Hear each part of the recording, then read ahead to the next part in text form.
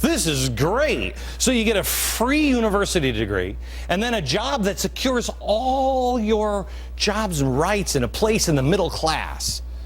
Middle class. Secure your place in the middle class. That would assume that there's something here and here, but if there are no poor because they're all in the middle class and you have to take it from the rich, then there's really not a middle class anymore, is there? If the government is guaranteeing your education and job, I mean, wow, that's great. But it seems to me that they would have to control then the universities and all the jobs to do that. Wouldn't that give the government a lot of...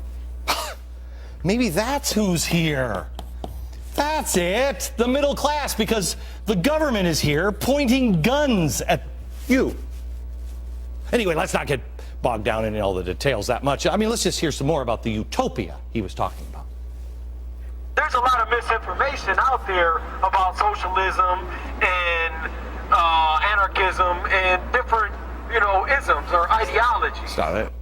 I mean, there's a lot of misinformation floating around about moronism, too. And he seems to be infected with it, but I digress. We also believe that there's a food right. Well, we believe that people have a right to food. We believe that there is a food right. We believe that there is a housing right. Yeah! We believe that where you live, you own, that you have a property right to a home, and that it cannot be taken away. Wait a minute, did I see somebody with a purple jacket? An SEIU member there holding a banner at the Socialist Communist get-together? Thing is, if we're getting, the free college degree, a guaranteed job, guaranteed food, guaranteed house, if the government is providing all of that, jobs, foods, home, can I ask you, who needs the education and who really wants the job? I'm going to just sit back and eat in my house. Kind of a waste of time. You know what else you don't need? Oh, my goodness. Unions. I mean, what a waste of union dues, don't you think? Now, it seems to me like somebody loses in this equation. For instance, everybody who already has these things or have ever worked hard for these things. Seems kind of like maybe civilization might lose an itsy bit, but, other than everybody just losing incentive to move, and we become just a society of fat, lazy, communist slobs standing in cheese lines. Other than that, I think this plan is great. Let's listen to him talk some more, because I'm this close. There are a few other values that we hold near and dear to our hearts as socialists. I'm just trying to, think out of the box, like the value of placing people in shelters surrounded by barbed wire and then gassing them as soon as they're no longer useful. Oh, that was near and dear to the hearts of the National Socialists in Germany. Or the 7 million people that were starved to death in the Ukraine in the 1930s. Wow. I wonder if they were thinking, hey, what happened to my promise of free food as their children were starving? Oh. But anyway, let's listen to this genius, because he's so eloquently laying it out for us.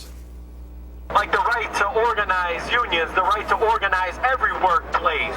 And yes, we do believe in democracy. Let me tell you something about the word Soviet.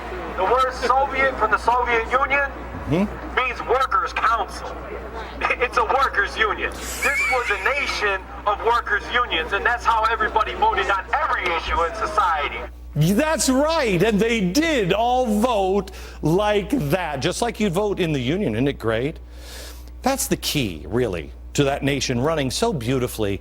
The democracy of a workers' union. Wow.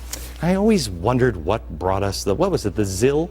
Oh, I love those cars. They never ran, but they were great. They're good to look at. Not really, but you know what I mean.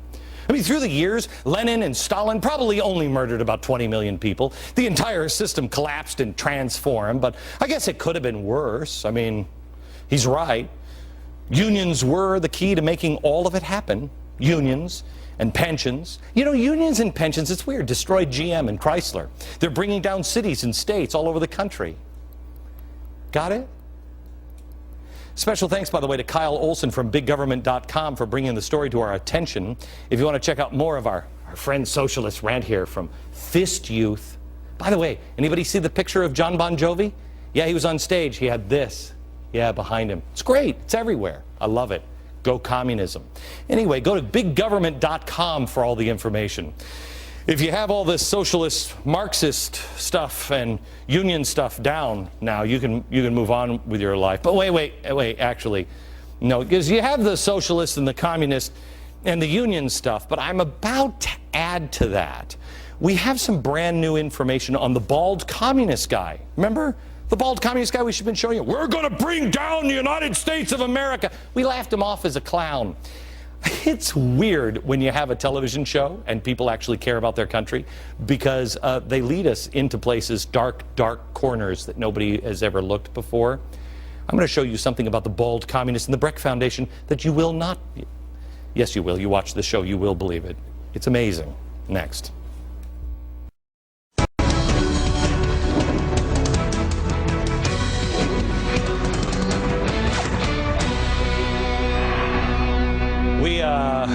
We announced that we have the congressman that has just resigned. He's a Democrat, and he's the guy who Rahm Emanuel has said all kinds of things about. He says that the whole system is corrupt. He's got stories to tell. Washington apparently is abuzz because they watch this show. They're freaking out that he's going to be on the show here tomorrow for a full hour. See, I disagree with the Democratic congressman on a few things, but I don't think corruption. I think we're going to have lots to talk about. Tons. So anyway, that's tomorrow's program at 5 o'clock. You don't want to miss it. Sometimes we get information that is so bizarre we don't think it's possibly true, but we try to track everything down. A lot of times it's not.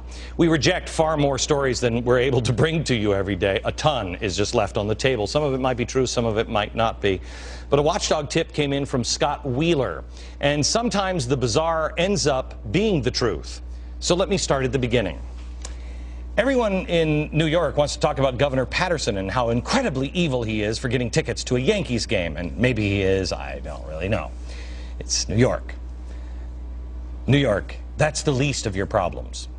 To review, may I? The state is projecting a deficit of $8.2 billion this year. It has the second highest tax burden, second highest among all of the states. They spend at a rate that is 33% above the national average. Wow. The number of New York State workers making six-figure salaries, that's $100,000 plus, is the largest in state history. In fact, it's 4 times higher than it was a decade ago. 4 times higher. Wow. With all of these seemingly insurmountable problems, you'd have to believe that they're very careful about where their money goes, right? Because, I mean, whoa, look at those problems. Well, one of the places that your money goes is the New York State Council on the Arts. Now, they're in the business of dishing out money to a bunch of starving artists that you'll never see because there's no way that there are enough people in New York interested in art. Are you kidding me? To support a vibrant artistic community on its own? I go down Broadway all the time. There's nothing but hardware stores there. Well, the New York State Council on the Arts is there to pick up and look and choose between which art projects deserve your hard-earned money. You know, the ones that maybe could buy your kids new shoes or, well, someday I'd like health care. Well, they receive both state and national funding.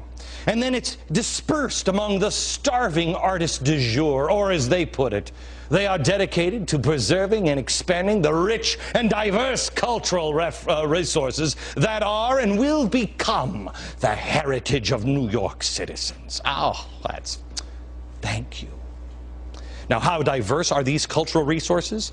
Well, as we scanned a list of grant recipients, one name kind of jumped out at us.